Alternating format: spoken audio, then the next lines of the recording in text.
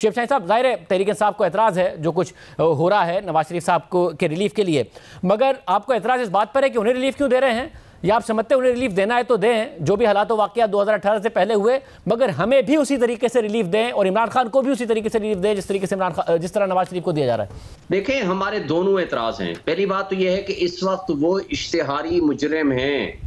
इश्तिहारी मुजरिम का जो स्टेटस होता है सुप्रीम कोर्ट के फैसला जात की रोशनी में, उनको जेल अथॉरिटीज के पास जाना है, फिर वो रिवाइवल की दरख्वास्त जमा कराएंगे। जब तक अपील रिवाइव ना हो, जब तक उनकी सेंटेंस सस्पेंड ना हो, वो बाहर अदालत में सरेंडर करने की कोई हैसियत नहीं है।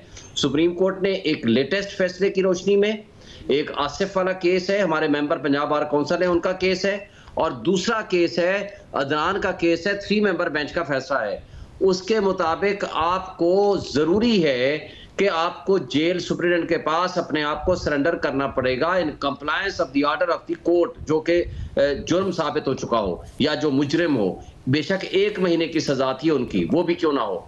तो लिहाजा ये जो रियासत के तमाम इदारों ने उनको जिस तरह प्रोटोकॉल दे रहे हैं, जिस तरह आज अदलिया ने, पहली एक बात तो ये है, चीफ जस्टिस साहब ने बेंच कैसे तब्दील कर लिया।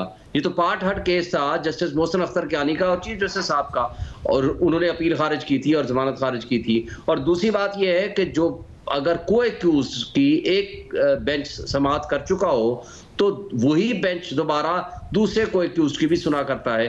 मरियम नवाज और सफदर का केस जो है वो उसने सुना था, जस्टिस मोहसिन अख्तर कियानी और चीफ जस्टिस साहब ने, उन्होंने बेंच कैसे तब्दील कर लिया। फिर ये तो मुल्जिम तो नहीं है, ये तो मुजरिम है। और फिर ये नैब के तो मुल्जिम नहीं है कि नैब से पूछे कि जी आपको इनकी गिरफ्तारी मतलूब है कि नहीं।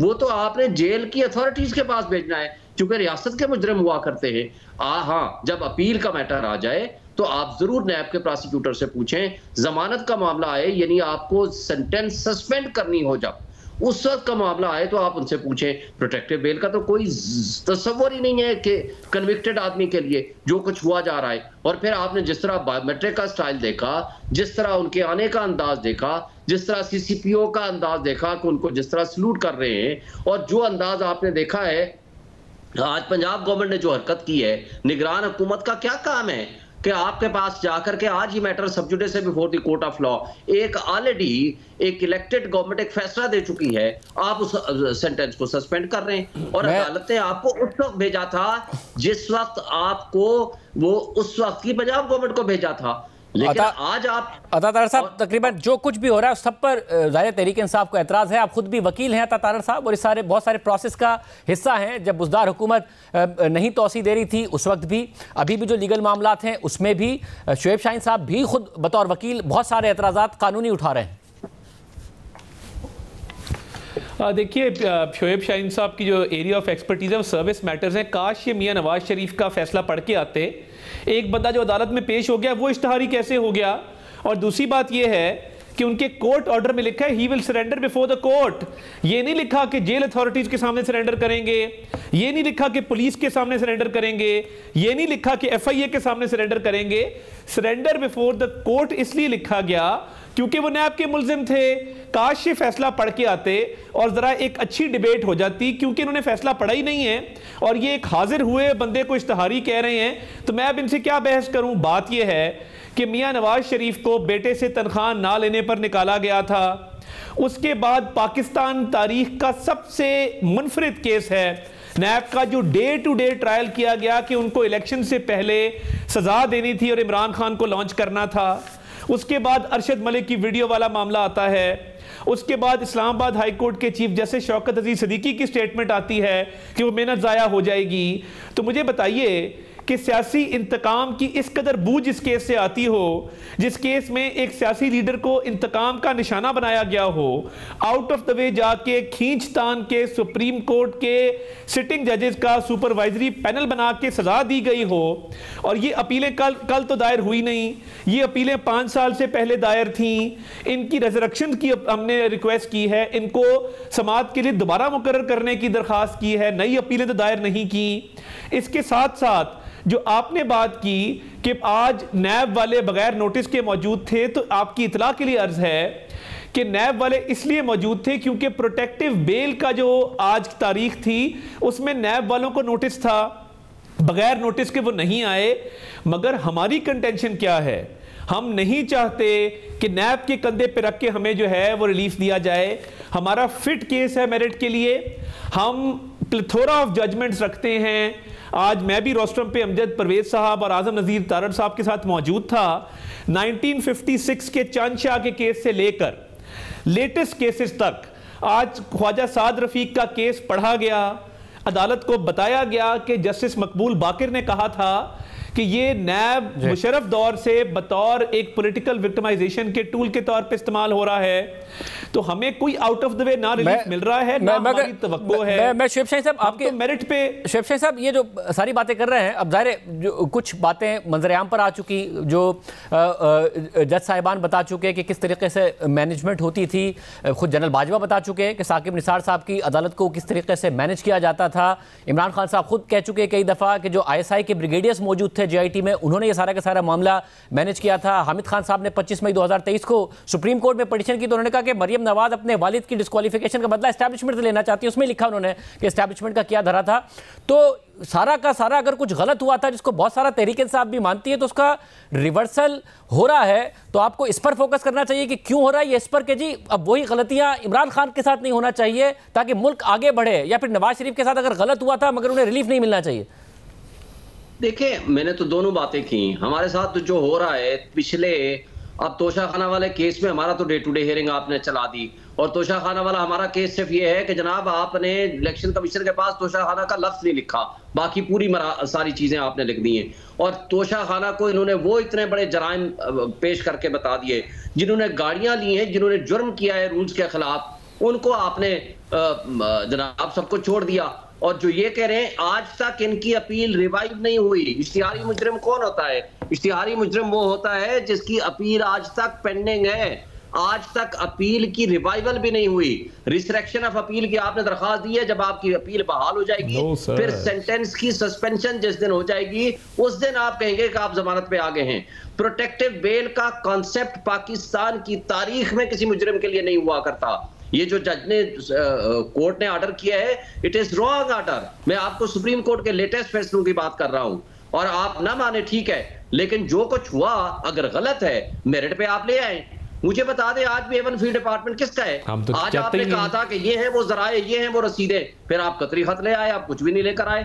हम नहीं कहते, हम कहते हैं अदालत को मुतमैन कर दे, लेकिन अदालतें सहूलतकारी तो ना करें। अदालतों को कम से कम इंसाफ होता हुआ तो नजर आए जो कुछ ये कर रहे हैं। ये तारड़ साहब एतराज ये उठ रहा है कि अगर गलत हुआ था तो इंसाफ होता नजर आए, सहूलतकारी ना नजर आए, जिसके ऊपर पीपल्स पार्टी भी एतराज कर रही है, तहरीक इंसाफ भी एतराज कर रही है, सहूलतकारी का माहौल नजर आ रहा है। नहीं देखिए, कोई सहूलतकारी नहीं है। मैंने जैसे अर्ज किया कि हमारी अपीलें तो 5 साल से दायर थी। Protective bail as of right हर शहरी का हक है, हर किसी को मिलती है, जजमेंट्स मौजूद हैं। हमने आज अदालत में क्या कहा? आजम नज़ीर तारड़ साहब ने कहा कि हमारा केस मेरिट पे सुना जाए, हम विंडिकेशन चाहते हैं, हम नैब ये केस वापस ना ले, नैब ने गलतियां की, नैब एक पॉलिटिकल इंजीनियरिंग के टूल के तौर पे इस्तेमाल हुआ। जावेद इकबाल साहब का आपने देखा कि इमरान खान साहब ने प्राइम मिनिस्टर हाउस में वो तैयबा नामी खातून को रखा, किस तरीके से वो नैब को मैनिपुलेट करते रहे अपने दौरे हुकूमत में। हम तो नहीं चाहते, हम तो चाहते हैं अगर नैब ने कोई गलती माजी में की है उसका बिल्कुल उसका मदावा होना चाहिए, मगर हम मेरिट के ऊपर हमारा बड़ा फिट केस है, क्योंकि मरियम नवाज शरीफ जब एवनफील्ड में बरी हुई तो उसके अंदर जुर्म साबित नहीं हुआ, इसलिए मुआवनत और अयानत के जुर्म से उनको बरी किया गया था कि जुर्म सरजद ही नहीं हुआ। अल अजीजिया का केस भी मेरिट के ऊपर एक बड़ा फिट केस है। तो मैं नहीं समझता कि किसी किस्म की सहूलतकारी है। हम जब जजमेंट्स लेके आ रहे हैं, हम लॉ को कोट कर रहे हैं, हम बता रहे हैं कि किसी किस्म का कोई एविडेंस नहीं है हमारे खिलाफ, और एक पूरा सिस्टम जिस तरह मियां गुल हसन औरंगजेब साहब ने कहा कि तब स्टेट मशीनरी ने वो हरकत में आई और बड़ी तेजी से ये सेंटेंसेस पास हुए, और अब नैब जो है वो एक डिफरेंट व्यू ले रहा है। तो ऑब्वियसली जब एक जुल्म ज्यादती हुई है उसके साथ कितनी देर कोई खड़ा हो सकता है? और मियां नवाज शरीफ के बेगुनाही के सबूत दिन ब दिन आते गए हैं, और हमने जो एविडेंसेस अपील की स्टेज पे, ये तो नहीं था कि को अक्यूज अपील में नहीं गए। मियां नवाज शरीफ के जो को अक्यूज थे वो सारे अपीलों में गए, मोस्टली बरी हुए। अब जो केसेस पेंडिंग हैं, हमारी अदालत से सिर्फ एक इस्तदा है कि हमारी अपील्स रिवाइव की जाएं, जो कि अदालत ने हमें हक दिया था कि वापस आएंगे तो आप ये अपील रिवाइव कर सकेंगे और मेरिट पे हमें सुने और मेरिट पे फैसला करें। हम कतई नहीं चाहते कि नैब ये केसेस वापस ले, और अदालत में भी हमने इस बात का इजहार किया कि हमारे मेरिट पे स्ट्रॉन्ग केसेस हैं, हमारे साथ ज्यादती हुई थी और उसका मदावा यही है कि आप हमारी मेरिट पे बहस सुनकर मेरिट पे फैसला करें, ना कोई सहूलतकारी है। सहूलतकारी तो इनके लिए की गई थी जब मियां नवाज शरीफ को सिर्फ इसलिए सजा दी गई कि इमरान खान को लॉन्च करना था, और क्या वजह थी? जी शोएब शाहीन साहब, देखिए पहली बात तो यह है कि मेरिट पे जब आएंगे तो इनको समझ आएगी ना, और मैं कहता हूं बेंच क्यों चेंज कर दिया। दूसरी बात यह है कि हमारे केसेस तो चीफ जस्टिस साहब को समझ ही नहीं आ रहे। वो 2 महीने हो गए हैं, साइफर का केस हर हफ्ते बाद चेंज हो जाता है। अब बेंच सुने, जमानत का केस कौन सा बेंच तब्दील करने की बात कर रहे हैं? उनको जमानत दे दी गई, हमारे केस को या हक में करें या खिलाफ करें, हमारा तो उनको समझ ही नहीं आ रहा। वो कह रहे हैं साइफर का केस मुझे समझने के लिए टाइम चाहिए। 2.5 महीने हो गए हैं, आज तक वो जमानत के केस रखे हुए हैं। टिरियान वाला केस आज 8 महीने हो गए हैं, 2 जज साहबान ने फैसला कर दिया और इन्होंने उठा करके उसको साइड पे फेंक दिया, वो वेबसाइट से भी उतरवा लिया। तीसरी बात यह है कि जो केस जाता है हमारा रिजर्व कर देते हैं। बात यह है कि आप अगर इंसाफ का दोहरा मेयार कायम करेंगे और पब्लिक को इंसाफ का कत्ल होता हुआ नजर आएगा तो क्या हम ये तरीकाकार और ये तर्ज अमल इनके लिए भी कुछ सूटेबल है? क्या रूल ऑफ लॉ के बगैर कोई मुल्क तरक्की कर सकता है?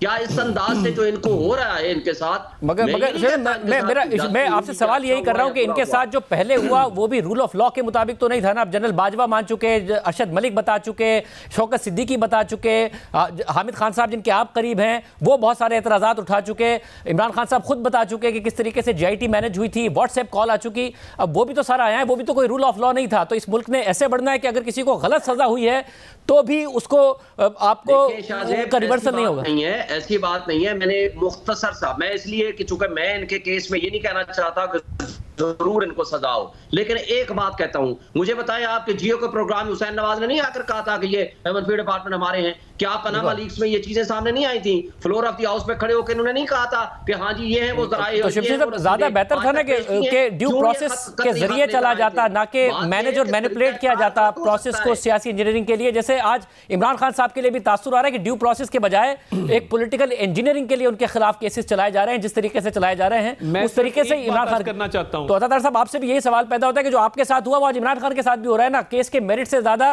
पॉलिटिकल इंजीनियरिंग का सवाल उठा है जिस तरीके से केसेस को चलाया जा रहा है ताकि अगले इलेक्शन से पहले मैनेज हो जाए।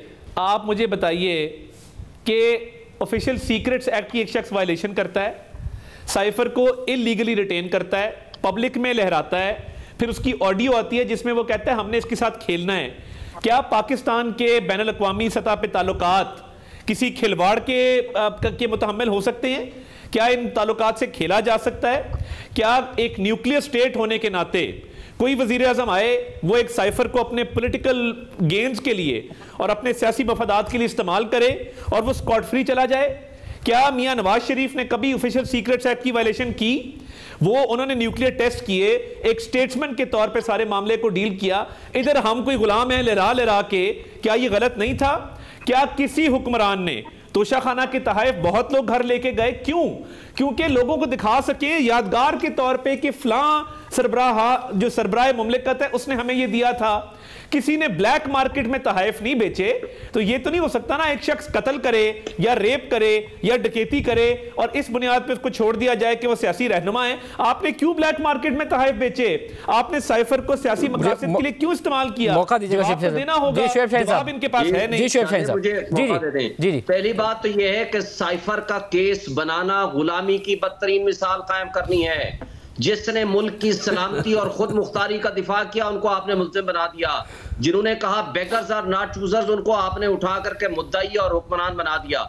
मुझे ये बताएं कि पाकिस्तान का इलेक्टेड प्राइम मिनिस्टर का ये फर्ज नहीं है कि मुल्क के ऊपर फिजिकल अटैक हो या खुद मुख्तारी का अटैक हो कि वो पब्लिक को साथ इन्वॉल्व करे? ये उसका फैसला है और डीक्लासिफाई कर दिया था और डीक्लासिफाई होने के बाद कोई ऐसी बात नहीं रहेगी। आज जो इंटरसेप्ट ने रिपोर्ट दी है और जो इसके बेनिफिशरीज हैं उनके खिलाफ एक्शन होना चाहिए, ना कि प्राइम मिनिस्टर के खिलाफ। दूसरी बात आप जो कह रहे हैं, मुझे बताएं कि आप एक तोहफा दें, लें और कानून के मुताबिक आप उसकी कीमत अदा करें, वो आपकी प्रॉपर्टी है, आप उसको बेचें, उसको रखें, उसको डिस्पोज आप करें, कोई नहीं पूछ सकता। जिन्होंने जराइम किए हैं, जिन्होंने मरियम नवाज और नवाज शरीफ ने और आसिफ अली जरदारी ने, यूसुफ रज़ा गिलानी ने जो गाड़ियां ली हैं कानून के मुताबिक नहीं ले सकते थे, उस मुजरिम को तो आप कहते हो वो बिल्कुल फरिश्ते हैं, वो ठीक है, और जिन्होंने जुर्म नहीं किया, कानून के मुताबिक प्रोसीड किया, उनको कैसे हो आप? देखते हैं कि आगे कानून क्या अपनी राय लेता है।